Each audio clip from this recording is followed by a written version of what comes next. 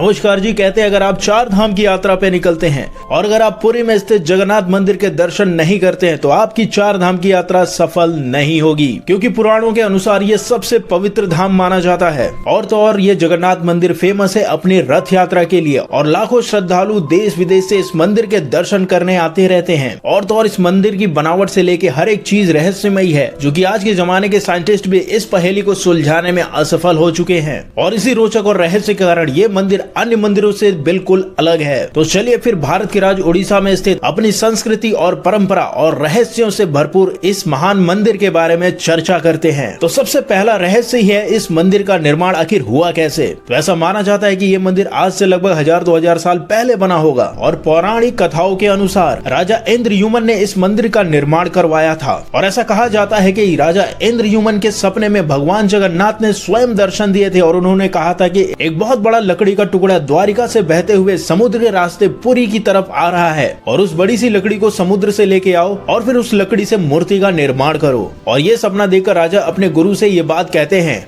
और तब फिर गुरु कहते हैं कि ये स्वयं भगवान ने कहा है तो उनकी आज्ञा का पालन करें। और फिर राजा इंद्रयुमन पुरी के समुद्र की तरफ अपने सैनिकों के साथ जाते हैं और उस लकड़ी को जैसे तैसे ढूंढकर वापस अपने महल की तरफ ले आते हैं और आदेश देते हैं कि इस लकड़ी से मूर्ति का निर्माण किया जाए। तो इसके बाद इस लकड़ी से भगवान की मूर्ति को गढ़ने के लिए काफी कारीगर आए थे, लेकिन कोई भी कारीगर उस लकड़ी से मूर्ति नहीं तराश कर पा रहा था। यानी जब भी छेनी हथौड़ी का उपयोग उस लकड़ी से मूर्ति बनाने के लिए कर रहा था, उस लकड़ी पे कोई असर ही नहीं हो रहा था। तो राजा काफी दुखी मन से भगवान की आराधना करते हैं कि आखिर इस लकड़ी से कैसे आपकी मूर्ति की स्थापना की जाए। तभी कुछ ऐसा होता है कि बूढ़े कारीगर के वेश में भगवान विश्वकर्मा स्वयं प्रकट होते हैं और राजा से कहते हैं कि मैं इस लकड़ी से भगवान जगन्नाथ की मूर्ति तो बना दूंगा, लेकिन उन्होंने शर्त ये रख दी राजा के सामने कि 21 दिन तक जब तक ये मूर्ति बन नहीं जाती कोई भी उनको डिस्टर्ब नहीं करेगा। वो एक एकांत कमरे में उस मूर्ति का निर्माण करेंगे और जब तक उस मूर्ति का निर्माण नहीं हो जाता उनके पास कोई भी व्यक्ति नहीं आएगा। और इस शर्त को सुनकर राजा आसानी से मान जाते हैं और फिर स्टार्ट हो जाता है उस लकड़ी से भगवान जगन्नाथ की मूर्ति को बनाने का। तो ऐसा कहा जाता है कि 3 से 4 दिन तक तो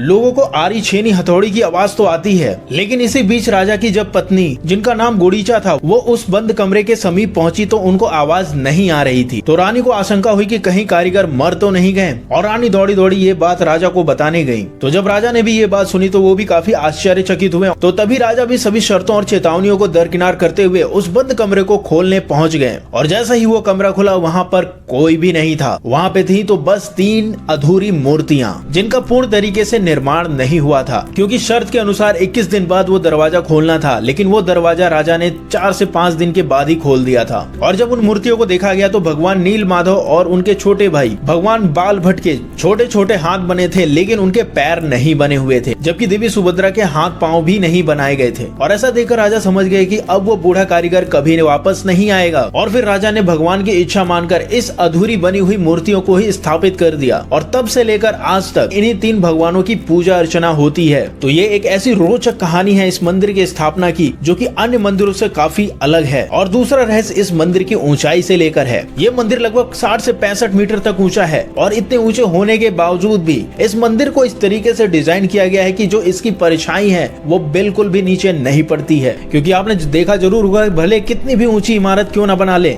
धूप पड़ने पे या लाइट पड़ने पे उसकी परछाई तो जरूर बनती है, लेकिन इस मंदिर का आर्किटेक्ट इस तरीके से डिजाइन किया गया है कि इसकी परछाई जमीन पे पड़ती ही नहीं है। और अब तीसरा अद्भुत रहस्य सुनिए। इस मंदिर का जो झंडा है, यानी इस मंदिर के शिखर पर लगा जो झंडा है, वो हमेशा हवा की विपरीत दिशा की ओर फ्लाई करता है। यानी अगर हवा पूर्व दिशा की ओर बहेगी तो ये झंडा पश्चिम दिशा की ओर बहेगा।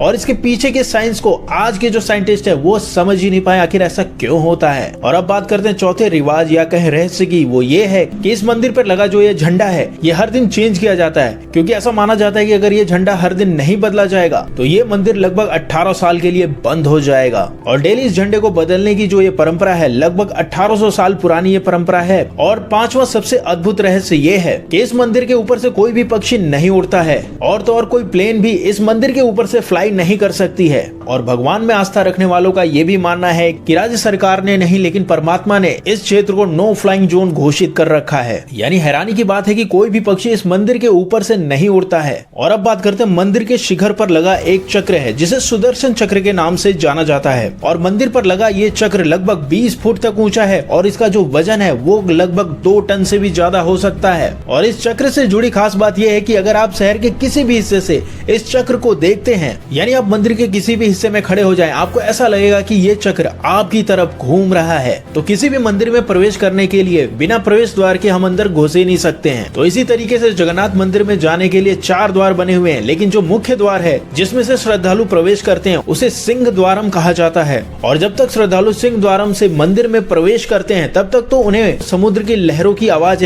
सुनाई देती है, लेकिन जैसे ही वो मंदिर के अंदर प्रवेश कर जाते हैं उन्हें समुद्र की गर्जना की या फिर लहरों की आवाज बिल्कुल भी नहीं आती है। और जैसे उस मंदिर से बाहर निकलता है उसको समुद्र की लहरों की आवाज साफ सुनाई देने लगती है। और अब बात करते हैं उस आखिरी लेकिन सबसे इम्पोर्टेंट रहस्य के बारे में, जो है मंदिर का प्रसाद। जो कि पहली मान्यता तो यह है कि इस मंदिर का प्रसाद कभी भी कम नहीं पड़ता है और ना ही ये प्रसाद बर्बाद होता है। और दूसरा टॉप सीक्रेट है इस प्रसाद को बनाने का तरीका। दरअसल इस प्रसाद को बनाने के लिए मिट्टी के बर्तन लिए जाते हैं और बनाने का तरीका ये है कि जब इन मिट्टी के बर्तनों के अंदर खाने को यानी प्रसाद को रखा जाता है तो आग के ऊपर एक साथ अलग अलग पॉट रखी जाती हैं जिनमें प्रसाद भरा होता है। और जैसे जैसे प्रसाद यानी खाना पकता है तो सबसे पहले ऊपर रखा हुआ बर्तन पकता है, यानी जो 7वां बर्तन होता है वो पहले पकता है, और जो सबसे नीचे रखा हुआ बर्तन होता है उसमें सबसे लास्ट में खाना कहे या फिर प्रसाद बन के तैयार होता है। तो ये एक तरीके से अब तक का सबसे सीक्रेट प्रसाद को बनाए जाने वाला तरीका है, जो शायद अब तक किसी भी मंदिर में इस तरीके से नहीं बनाया जाता होगा। तो ये 8 वो रोचक रहस्य हैं जो जगन्नाथ मंदिर से जुड़े हुए हैं, जिसे आज की साइंस भी नहीं सुलझा पा रही है। और ये जगन्नाथ मंदिर उस जमाने की सबसे एडवांस टेक्नोलॉजी का जीता जाता प्रमाण है कि किस तरीके से सनातन धर्म साइंस के साथ साथ भगवान में विश्वास रखता था। तो अगर इस मंदिर से जुड़ी रोचक जानकारी आपको अच्छी लगी और ये वीडियो भी अगर आपको अच्छी लगी तो हमारे चैनल को लाइक करिए, शेयर करिए और सब्सक्राइब करिए। फिर मिलते हैं नए वीडियो में, तब तक के लिए नमस्कार।